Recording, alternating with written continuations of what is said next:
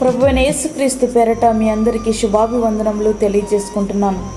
Jesus new creation ministries ద్వారా ఈ రీతిగా ప్రతిరోజు అనుదిన ఆహారమును మీతో పంచుకోవడానికి దేవుడిస్తున్నటువంటి కృపను బట్టి దేవునికి అనలేని కృతజ్ఞతలు. వాక్య ధ్యానంలోనికి మనం వెళ్దాం. విలాప వాక్యములు 3వ అధ్యాయము 22వ వచనం. యెహోవా కృపగలవాడు, ఆయన వాత్సల్యత ఎడతెగక నిల్చున్నది గనుక మనము నిర్మూలము కాకున్న వారము. మన యొక్క జీవితంలో ఇది ఈ రీతిగా ఊపిరి పీల్చగలుగుతున్నాము అంటే అది కేవలము దేవుని యొక్క కృప మాత్రమే. మన యొక్క జీవితంలో కృతజ్ఞత అనేది చాలా ప్రాముఖ్యమైనది. స్తుతి అంటే దేవుడు నీ జీవితంలో చేసిన దానిని బట్టి ఆయనకు కృతజ్ఞత తెలపడం. నీవు అనుకుంటున్నావు, నా జీవితంలో అన్ని శోధనలే, అన్ని శ్రమలే, కృతజ్ఞత చెప్పడానికి నాకంటూ ఏముంది అని అనుకుంటున్నావు కదూ.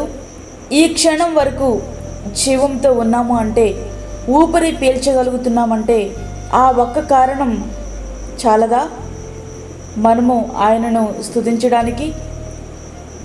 జీవించడానికే అర్హత లేని మనలను నిర్మూలము కాకుండా జీవింపచేస్తుంది దేవుని యొక్క కృప మాత్రమే. ఆయన ప్రేమ శాశ్వతమైనది, ఆయన కృప వీడిపోనిది. ఆయన కృప ఒక్క క్షణం దూరమైతే ఇక మన సజీవుల లెక్కలో నుండి కొట్టివేయబడవలసిందే.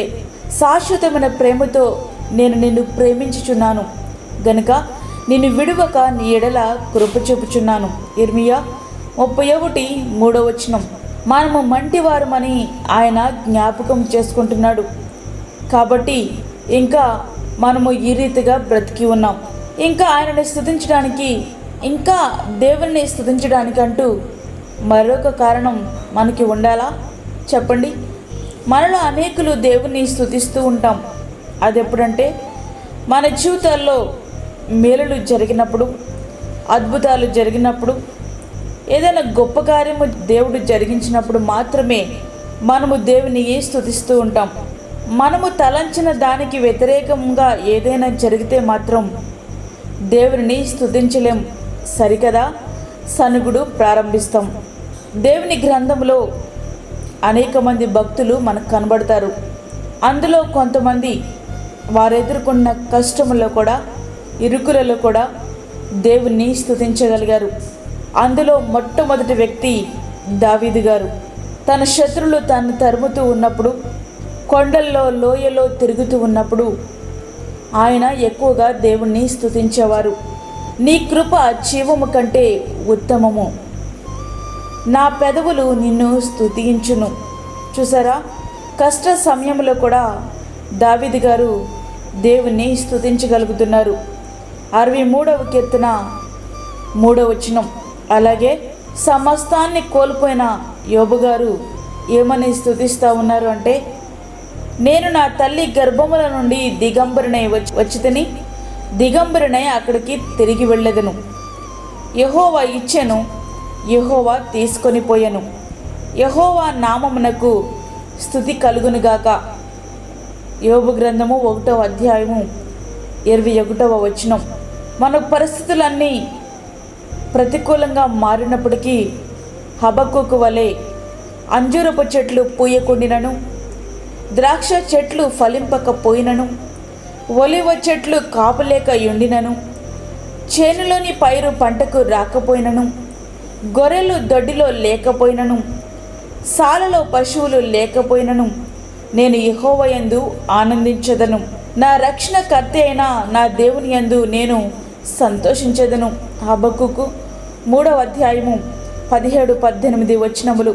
చూసారా, వాక్యం వింటున్నటువంటి ప్రియమైన దేవుని బిడ్డ, హబక్కూకు గారు తనకున్న ప్రతి పరిస్థితి ప్రతికూలంగా ఉన్నప్పుడు దేవుణ్ణి ఏ విధంగా స్తుతిస్తూ ఉన్నారో, చెరసాలలో ఉన్నటువంటి పౌలు గారు ఏమని స్తుతిస్తున్నారంటే, నేను ఏ స్థితిలో ఉన్నానో ఆ స్థితిలో సంతృప్తి కలిగి నేర్చుకొని ఉన్నాను.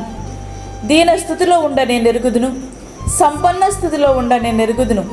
ప్రతి విషయములోనూ, అన్ని కార్యములలోనూ కడుపు నిండి ఉండుటకును, ఆకలి కొని ఉండుటకును, సమృద్ధి కలిగి ఉండుటకును, లేమిలో ఉండుటకును నేర్చుకొని ఉన్నాను. నన్ను బలపరచు వాని యందే నేను సమస్తమును చేయగలను. ఆయన ఈ మాట ఎప్పుడు చెప్తా ఉన్నారంటే చెరసాలలో ఉన్నప్పుడు.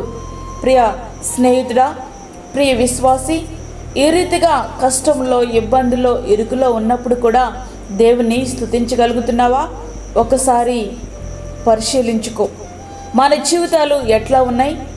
ప్రభువును స్తుతించే అనుభవం మనకుందా? ఒక్కసారి పరిశీలన చేసుకుందాం. ప్రతి పరిస్థితి యందు ప్రభువును స్తుతించగలిగినటువంటి వారంగా, కృతజ్ఞత కలిగినటువంటి జీవితములు కలిగిన వారంగా మనము ఎల్లప్పుడూ ఉండాలి. ప్రతి విషయంలో దేవుణ్ణి మనం స్తుతించేవారుగా ఉండాలి. అట్టి కృప ధన్యత దేవుడు మనకు అనుగ్రహించునుగాక. ఆమేన్. వాక్యమైనటువంటి ప్రియమైన దేవుని బిడ్డలారా, ప్రార్థనలో ఏకీభవించండి. పరిశుద్ధమైన తండ్రి, ప్రేమగల యేసు ప్రభువా, నీ ప్రేమగల పాదములకు లెక్కలేని స్తుతి స్తోత్రములు చెల్లించుకుంటున్నాం. మరొక దినం మా జీవితంలో మీరు అనుగ్రహించారు, నీకు వందనాలు. ఈ దినమంతా నీ సన్నిధిని దయచేయండి, నీ కృప దయచేయండి ప్రభా. ప్రతి విధమైన శోధన, కీడు, ప్రమాదములు, తెగుల నుంచి మమ్మల్ని కాపాడండి.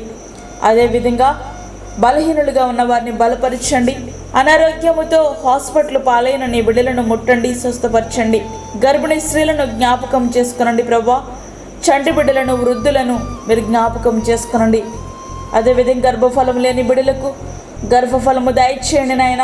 అప్పుల బాధలతో ఇబ్బంది పడుచున్న నీ బిడ్డలకు కావలసినటువంటి నీ యొక్క ఆశీర్వాదమును వారికి అనుగ్రహించండి. అదేవిధంగా ఎవరు ఏ అవసరతలో ఉన్నారో ప్రతి ఒక్క అవసరతను మీరు తీర్చండి. ప్రతి విషయంలో నేను స్తుతించే జీవితాలు నీ బిడ్డలకు మీరు అనుగ్రహించండి ప్రభా. నీకు స్తోత్రములు. ఇది మనమంతా నీ సన్నిధిని మాకు దయచేయండి. అలాగే దూరదేశంలో ఉండి వాక్యం ఉంటున్న నీ బిడ్డలకు కావలసిన నీ కృపను అనుగ్రహించండి, బలపరచండి. నీ సన్నిధిని ఎల్లప్పుడూ మాకు తోడుగా ఉంచమని, మాకు కాదు యెహోవా, మాకు కాదు, సమస్త మహిమ ప్రభావాలు మీకే ఆరోపించుకుంటూ యేసు పరిశుద్ధ నామమున అడిగి వేడుకుంటున్నాము తండ్రి. ఆమేన్. ఈ యొక్క వర్తమానములు మీ బంధువులకు, మీ స్నేహితులకు షేర్ చేయండి. దేవుని పనిలో మీరు కూడా పాలిభాగస్తులు కండి. అదేవిధంగా మీ ప్రార్థన అవసరతలు మాకు తెలియచేయండి. మా ఫోన్ నెంబర్ 9177377559. దేవుడు మిమ్మును, మీ కుటుంబమును దీవించునుగాక. ఆమేన్. దేవుని సేవలో మీ సహోదరి అన్నామణి సాల్మన్. Praise the lord. ఫ్రెండ్స్, మరిన్ని వీడియోస్ కొరకు మా ఛానల్ని సబ్స్క్రైబ్ చేయండి, షేర్ చేయండి, లైక్ చేయండి. దేవుడు మిమ్మల్ని దీవించునుగాక. ఆమేన్.